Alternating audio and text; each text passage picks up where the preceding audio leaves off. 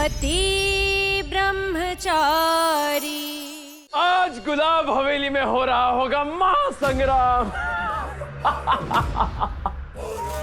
क्योंकि आज तो आरव किसी की नहीं सुनने वाला, और वो आईएएस, वो आरव के पांव पकड़ के अपनी बहन के रिश्ते को बचाने की भीख मांग रहा होगा।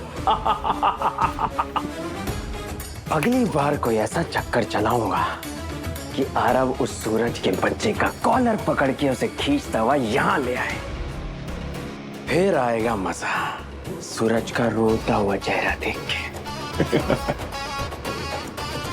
एक काम करता हूं, आरव को फोन करके यहीं बुला लेता हूं, फिर उसी के मुंह से उसकी बहादुरी के किस्से सुनूंगा।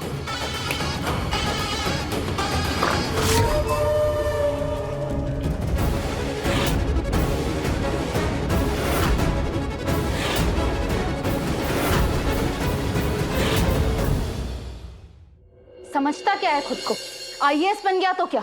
इतना एटीट्यूड, इतना घमंड, खुद की इंसल्ट सह ली, लेकिन अब और मेरे भाई की इंसल्ट नहीं सह सकती, इसलिए आरव अब हमारे साथ रहेगा।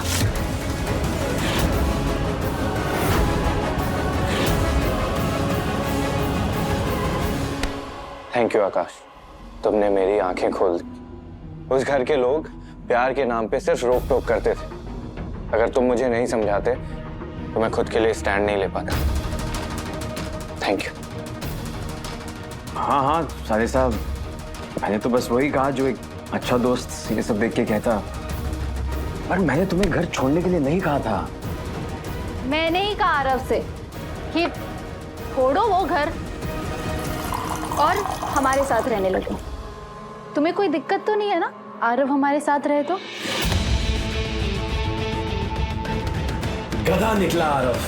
सोचा था इसके कान भर के सूरज के घर में खुशियों को टिकने नहीं दूंगा, लेकिन ये बेवकूफ अपनी ही जड़ उखाड़ के मेरे सर पे चलाया है। आकाश, मैंने कुछ पूछा तुमसे, तुम्हें दिक्कत तो नहीं है ना? नहीं नहीं साले साहब, मुझे क्या दिक्कत होगी?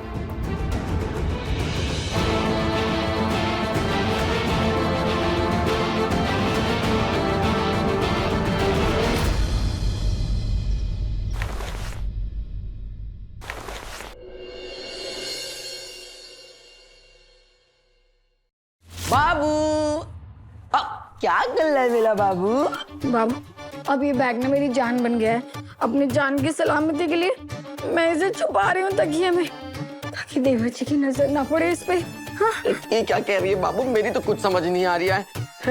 बाबू, देखा नहीं देवर जी ने क्या किया आरव के साथ में? हाँ, उसे कैसे घर से बाहर निकाला। अगर देवर जी को पता चलेगा कि हमने किटकिट कार्ड से 1.5 लाख का बैग लिया है तो हमारा क्या होगा बाबू? अरे बाबू, 1.5 लाख रुपए तो बहुत छोटी सी रकम है।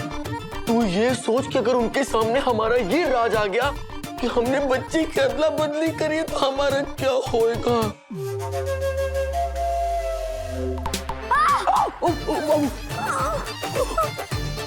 बाबू, फिर देवर जी हमें इस घर से नहीं, हमें अपनी जिंदगी से भी निकाल देंगे और फिर हमारी शक्ल दोबारा कभी नहीं देखेंगे।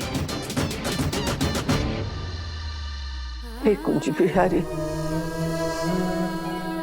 महारानी ने आज दामाद जी को भड़काया नहीं होता ना तो बात इतनी नहीं बिगड़ती। पता नहीं किस बात का बदला निकाल रही है हम सबसे। तू फिक्र मत कर, मैं जाऊंगी दामाद जी को मनाने। कोई कहीं नहीं जाएगा किसी को मनाने। आरव अपनी मर्जी से यहाँ से गया है, अगर उसे आना भी होगा तो वो अपनी ही मर्जी से वापस आएगा।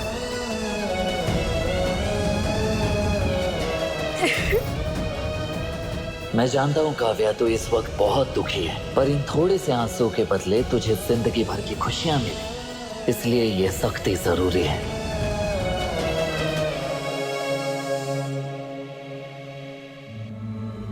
तो अब तुम भी खेल खेलने लग गई हो? हाँ, क्यों कर रही हो ये सब?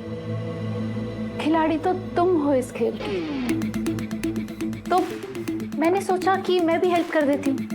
बहुत शौक है ना आरव से मिलने का, गम बांटने का, तो अब वो यहीं रहेगा। रोज मिलो, रोज बातें करो, पियो पिलाओ, गम बांटो, पर अब जो भी होगा आमने सामने होगा। ईशा, एक्स्ट्रा टॉवल है क्या? हाँ मैं लाती हूँ। क्यों? अब उठाओ ना हाथ मुझ पर, मेरे भाई के सामने, ताकि उसे भी तुम्हारी असलियत पता चले कि तुम अपने मतलब के लिए उसे भड़काकर उसका इस्तेमाल कर दे।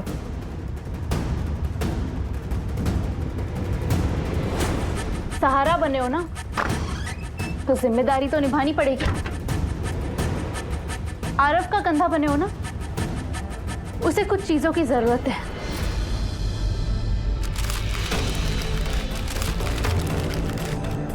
मैंने लिस्ट बना दी है, ले आना। इतना तो तुम कर ही सकते हो ना अपने प्यारे साले के लिए, जीजा जी।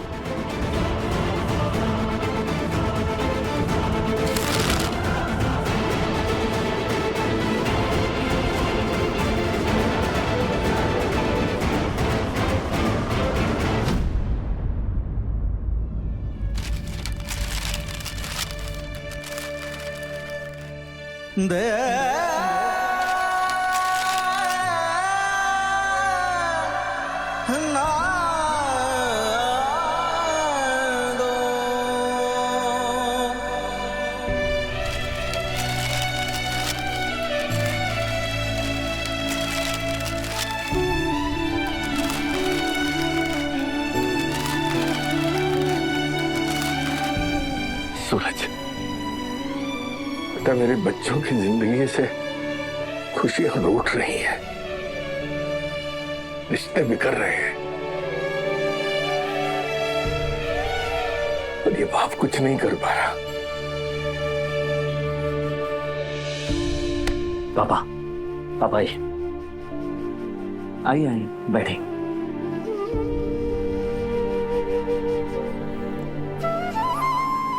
पापा, अब मेरी बात ध्यान से सुनिए। काव्या और आरव के रिश्ते में आई दूरियां उनके रिश्तों को तोड़ेगी नहीं, बल्कि और मजबूत बनाएगी। हाँ पापा, ये अभी जो कुछ भी हुआ, ये मैंने और ईशा जी ने मिलकर नाटक किया है, ताकि आरव को रिश्तों की अहमियत समझ में आए और वो सही रास्ते पे आ सके। मतलब ईशा ने जो कुछ भी कहा वो सब नाटक था?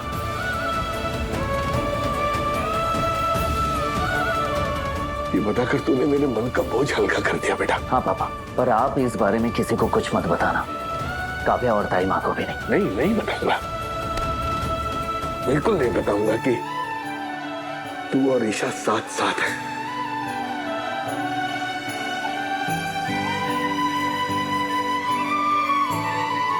सिर्फ आरव और काव्या के लिए हम साथ हैं, वरना कभी नहीं।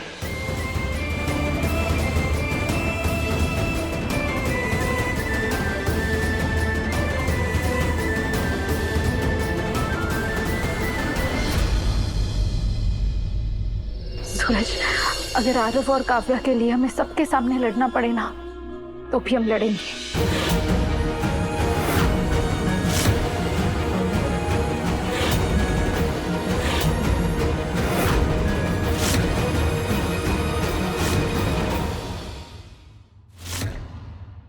पति ब्रह्मचारी शाम 7 बजे दंगल टीवी पर।